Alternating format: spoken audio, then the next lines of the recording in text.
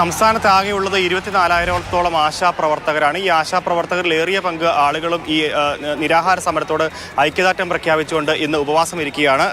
സെക്രട്ടേറിയറ്റിന് മുൻപിലാണ് ഇപ്പോൾ പ്രവർത്തകരും അതേപോലെ തന്നെ ആശാപ്രവർത്തകരും പ്രതിപക്ഷ പാർട്ടിയിലുള്ളവരും ഒക്കെ ചേർന്ന് ഉപവാസ സമരവുമായി മുൻപോട്ട് പോകാൻ ഉദ്ദേശിക്കുന്നത്. അതുപോലെ തന്നെ സ്വന്തം PHC കേന്ദ്രങ്ങളിലും വീടുകളിലും സ്ത്രീകൾക്കും ആശാപ്രവർത്തകർക്കും നിരാഹാര സമരത്തോട് ഐക്യദാർഢ്യം പ്രഖ്യാപിച്ചുകൊണ്ട് ഉപവാസം ഇരിക്കാവുന്നതാണ്. അല്ലെങ്കിൽ അങ്ങനെയാണ് അവർ അറിയിച്ചിട്ടുള്ളത്. അത്രത്തോളം പേർ 3000-ഓളം പേരെയാണ് ഇന്ന് സെക്രട്ടേറിയറ്റിന് മുൻപിൽ പ്രതീക്ഷിക്കുന്നതെന്നുള്ളതാണ്. എന്തായാലും ഈ സമരം 43-ാം ദിവസത്തിലേക്ക് കടക്കുമ്പോൾ ഇവർക്ക് ഏറെ പ്രതീക്ഷ പലപ്പോഴും ഉണ്ടായിരുന്നു. പലതവണ ഈ പ്രതീക്ഷകൾ അറ്റുപോവുകയും ചെയ്യുന്നത് നമ്മൾ കണ്ടതാണ്. എന്തായാലും ഇപ്പോൾ നമ്മൾ കാണുന്നത് ജനപ്രതിനിധികളടക്കമുള്ള ആളുകൾ ഈ സമരത്തിന് ഐക്യദാർഢ്യവുമായി സെക്രട്ടേറിയറ്റിന് മുൻപിൽ എത്തുന്നതാണ്. എന്തായാലും 10 മണിയോടുകൂടി തന്നെ ഈ സമരത്തിന് പൂർണ്ണ തോതിൽ ആളുകൾ എത്തിത്തുടങ്ങുമെന്നുള്ളതാണ്. പലരും ഇപ്പോൾ ഈ രാവിലെയുള്ള പ്രവർത്തകരൊക്കെ തന്നെ പ്രഭാത കൃത്യങ്ങൾക്കൊക്കെ ഇവിടെ നിന്ന് സമരവേദിയിൽ നിന്ന് മാറിയിരിക്കുകയാണ്. അവരൊക്കെ തന്നെ വരികയും സമരം കൂടുതൽ സജ്ജമാവുകയും ചെയ്യുമെന്നുള്ളതാണ്. എന്തായാലും വരും ദിവസങ്ങളിലും സമരം കൂടുതൽ ശക്തിയോടുകൂടി മുൻപോട്ട് പോവുകയും ചെയ്യുമെന്നുള്ള കാര്യത്തിൽ സംശയമൊന്നുമില്ല. വലിയ രീതിയിൽ തന്നെ പ്രവർത്തകർ എത്തിത്തുടങ്ങുകയും ചെയ്യും. എത്ര പേരെ ഇന്ന് സമരം പ്രതീക്ഷിക്കുന്നുണ്ട്? എത്ര പേരെ സമരം ഇന്ന് പ്രതീക്ഷിക്കുന്നുണ്ട്? അതെ,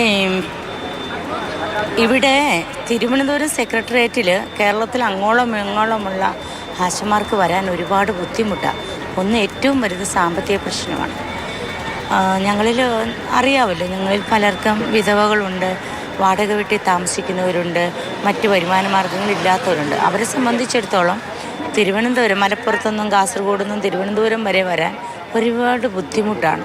അതുകൊണ്ട് ഞങ്ങൾ അവർക്കൊരു നിർദ്ദേശം കൊടുത്തത് എന്താണെന്ന് വെച്ചാൽ, ഞങ്ങൾ കുറച്ച് പോസ്റ്റർ ഒട്ടിച്ചിട്ടുണ്ട്, പോസ്റ്റർ അച്ചടിച്ചിട്ടുണ്ട്. ആ പോസ്റ്റർ അവർക്ക് കൊടുത്തു വിട്ടിട്ട് പറഞ്ഞിരിക്കുന്നത്, നിങ്ങളുടെ ജില്ലാ ആസ്ഥാനങ്ങളിലോ നിങ്ങൾ ജോലി ചെയ്യുന്ന സബ് സെൻ്ററുകളിലോ ഇന്ന് കറുത്ത വസ്ത്രങ്ങൾ ഇരിക്കാവുന്നതാണ്. അതുപോലെ സമരത്തിൻ്റെ 6 ദിവസം തന്നെ ഇവിടെ വേദിയിലുള്ള സമരവേദിയിൽ ഇന്നിപ്പോൾ 43 ദിവസമായി ഞാൻ ചേച്ചിയെ കാണുകയാണ്. അപ്പോൾ അങ്ങനെ ഈ 43 ദിവസം മുൻപോട്ട് പോകുമ്പോൾ ഇവിടെ ഉള്ള ബുദ്ധിമുട്ട് എന്താണ്? കാരണം വീട്ടിൽ സാമ്പത്തികം ഇല്ലാത്ത ആളുകളുണ്ട്. ചേച്ചിക്ക് തന്നെ വ്യക്തിപരമായ പ്രയാസങ്ങളുണ്ട്. ആ പ്രയാസങ്ങളൊക്കെ അതിജീവിച്ചാണ് ഇവിടെ നിൽക്കുന്നത്. ഞങ്ങളിപ്പം ഞങ്ങളുടെ മുൻപിൽ ജോലി ചെയ്ത വരുമാനം കൂട്ടിക്കിട്ടുക, ഞങ്ങൾക്ക് വിരമിക്കൽ ആനുകൂല്യം ലഭിക്കുക, ഇങ്ങനെയുള്ള കാര്യങ്ങളുമായിട്ട് ബന്ധപ്പെട്ട് വരുമ്പം വ്യക്തിപരമായിട്ട് ഞങ്ങൾ ചിന്തിക്കുന്നില്ല.